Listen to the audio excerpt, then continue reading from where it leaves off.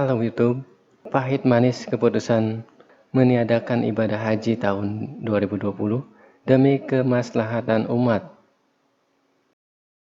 Jangan lupa like, share, komentar, dan subscribe. Tahun 2020 menjadi masa yang menguji betul-betul kesabaran umat manusia di seluruh dunia. Ada banyak rencana dan harapan mesti tertunda karena pandemi corona. Penyakit yang menyebar tak kasat mata, namun rawan mengancam nyawa. Salah satu kalangan yang perlu mengubur dalam rencana besar hidup mereka adalah lebih dari 220.000 calon jemaah haji Indonesia yang berkesempatan berangkat tahun ini. Kita tahu sendiri, undang ke rumah Allah tidaklah mudah serta tidaklah murah. Namun sayangnya situasi tidak memungkinkan jamaah haji untuk berada di Tanah Suci saat ini. Sejak awal April 2020, Arab Saudi memutuskan untuk menutup Mekah dan Madinah. Lokasi yang tak pernah tidur oleh ibadah itu pun kosong dan sepi. Ditambah kabar ditiadakannya ibadah haji tahun ini tentu menambah keluh. 1. Penantian panjang jemaah haji yang rindu Tanah Suci. Pendaftaran haji dan umroh di Indonesia termasuk panjang dan tidak mudah.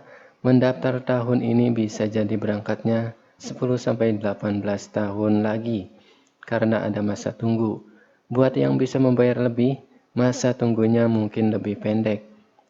Apapun itu, mereka yang hatinya sudah terundang beribadah haji dan sudah dimampukan untuk berangkat tahun ini kembali meski menggelar kerinduan dan kesabaran hingga tahun depan.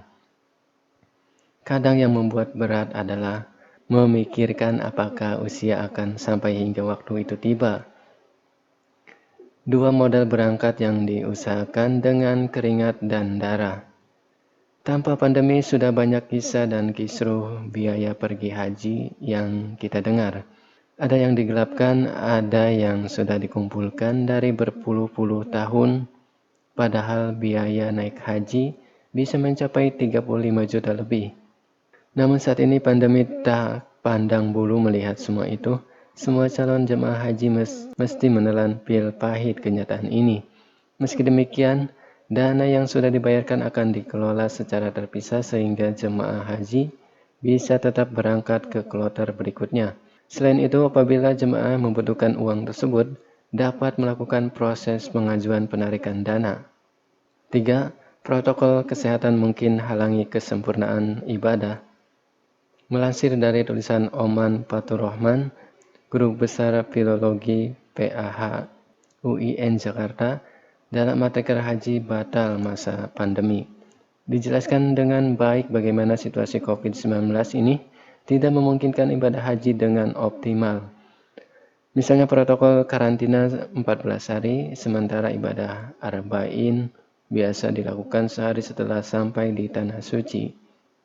Serta penggunaan masker dan hand sanitizer berbahan alkohol yang bagi beberapa kalangan bisa mengurangi kesempurnaan ibadah.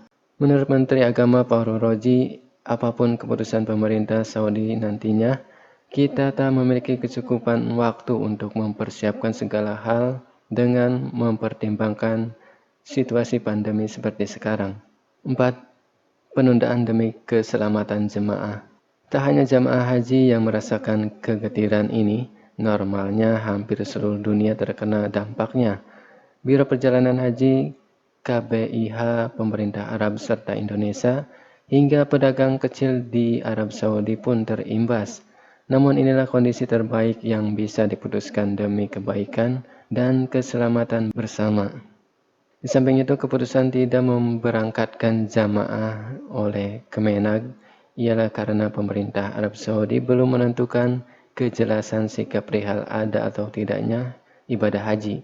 Sementara kloter pertama Indonesia rencananya akan berangkat pada 26 Juni 2020. Keselamatan jamaah tidak dijamin.